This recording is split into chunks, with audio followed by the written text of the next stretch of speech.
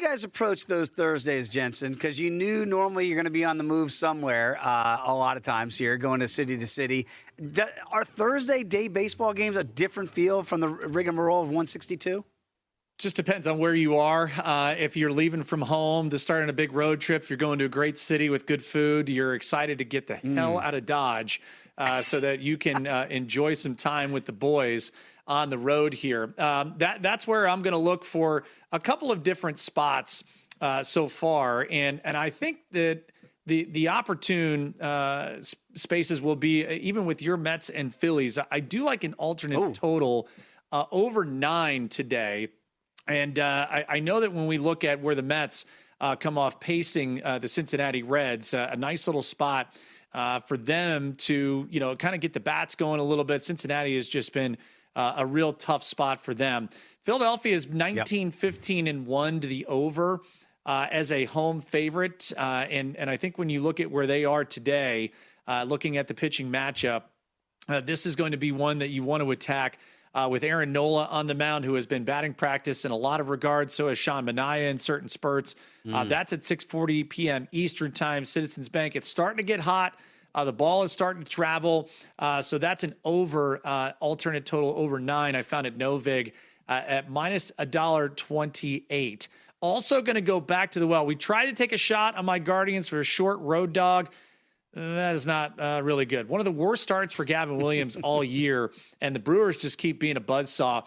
Shane Drowan's going to get the ball there for Milwaukee in the series finale. Great day game spot to tackle and get after Parker Messick. Again, a home favorite has been a really advantageous spot for the Milwaukee Brewers. They're 17-10 straight up. And now looking at where this Guardians offense is without Jose Ramirez in the lineup, I think runs are going to be at a premium for them moving forward for the next several weeks. So let's not get in the way of how good Milwaukee's been playing. We're going to play them on the money line, minus $1.41. Found that at Novik. Not too bad of a price there at Circuit, minus $1.43, so just a couple of cents off. Shop around, again, for the best price. Other spots to look at here for Daily Diamond, Dave, as we kind of bring up where some of these other day game opportunities are.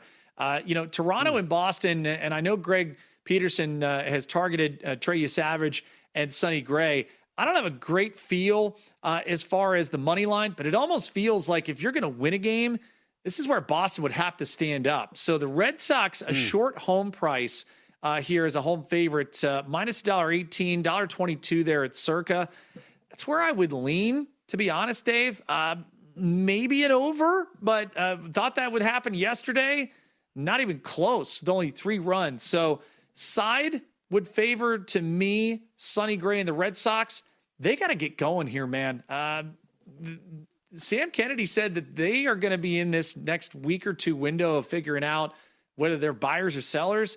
I mean, right now they're sellers to me at the trade deadline. I know we still got a month and change to go, but they better get to winning here because their upcoming schedule is pretty brutal. To that end, you look at Brian Wu back in the bump here for Seattle against Baltimore. And Baltimore, I think, is another team in that same category here with the Bostons and the Torontos as far as are they going to make some sort of pushes to be relevant in the second half of the year. Seattle, I almost feel like there's no urgency, Jensen, because of the division they're playing in. They're only a game above 500, and yet they've got a game and a half lead in the division. Where are you on them? I know you like this team, but can they sleepwalk?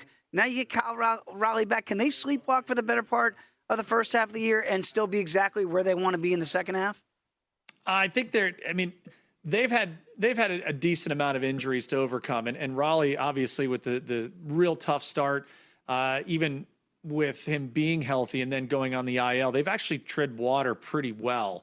38 and 37, game and a half ahead of the Athletics entering play today. Here's the upcoming spot here for the Mariners. They finish the series against the Orioles, then they get those Red Sox coming in. If you don't know the alteration they've done to the pitching staff, they're going to have each starter piggyback or be part of a piggyback situation at least once their next handful of times through the rotation. It's going to start tomorrow. Where Bryce Miller is going to go about 75, maybe 80 pitches, and then Luis Castillo is going to come in and piggyback him there. They can do that, Dave, because they have the off days set up here moving forward, and the idea is They won't say it out loud. Emerson Hancock has been really good. Luis Castillo has been awful.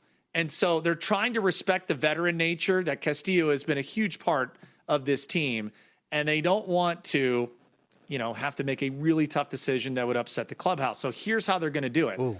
They're going to piggyback. Each guy is going to get one of these piggyback spots, whether they're starting or whether they're coming in from the bullpen.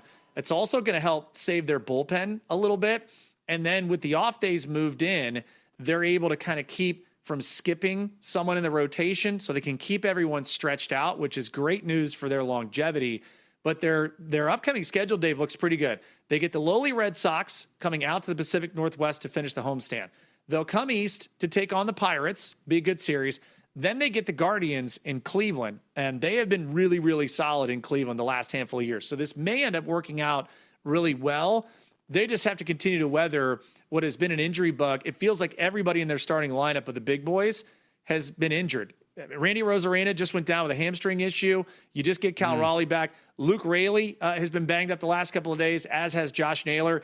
But with all of that, Dave, they've ascended to the top of the American League West. Imagine once they get healthy, they're going to be absolutely able to run roughshod, I think, through this American League West. That's fascinating, this concept of the piggyback. And this as a pitcher, the whispers that go through clubhouses sometimes when you see this, and you mentioned that trying to respect almost the dignity of what he means to that clubhouse and that team. Is this something that guys do talk about? And they go, like, this change? Or do they kind of go, all right, let's go get him. This is the plan. Hopefully this gets him back on track in this new role. Like, is there a dynamic there, or you kind of proceed with kid gloves here? There wasn't buy-in when they did this before because the communication part of it was brutal. They kind of caught some guys by surprise. So now, Dave, the report is that it is a unanimous buy-in. Now, we'll see how that plays out because, again, as I told you, they're not going to say it out loud. A lot of this is predicated on Luis Castillo has been really, really bad. They don't want to upset the apple cart. Emerson Hancock's been really good. You can't send him down because of how good he's been for you. So all that being said, Seattle was my pick to win the American League at the beginning of the year at 5-1. I think right now they're down to plus 360. I have not wavered in what I feel. It's between them and the Yankees right now, and then I feel like it is a chasm of differential between the next contenders because of how subpar the American League has been overall. Very quickly, Yankees against the Sox today look pretty good here in this kind of post-Aaron Judge era. We'll see when the big guy can come back. You got to be really impressed with the tickets that you have, that the Yankees have not only held water, they're playing pretty good baseball without the big fella. Brother, this is one of those spots where if the Yankees continue to do what they're doing, you are getting as blockbuster a trade, if you will, when Aaron Judge comes back and they have all of the pitching resources. They're in great shape right now, no question about it. When we come back here, Jensen, I'm going to talk a little bit of some World Cup soccer. Great having Brad Thomas on the program last week. Going to have him on again today to kind of get his assessment of where we stand. Well, certainly one day away from the second match for Team USA on the pitch tomorrow against Australia. That's next right here on VSiN by the Books.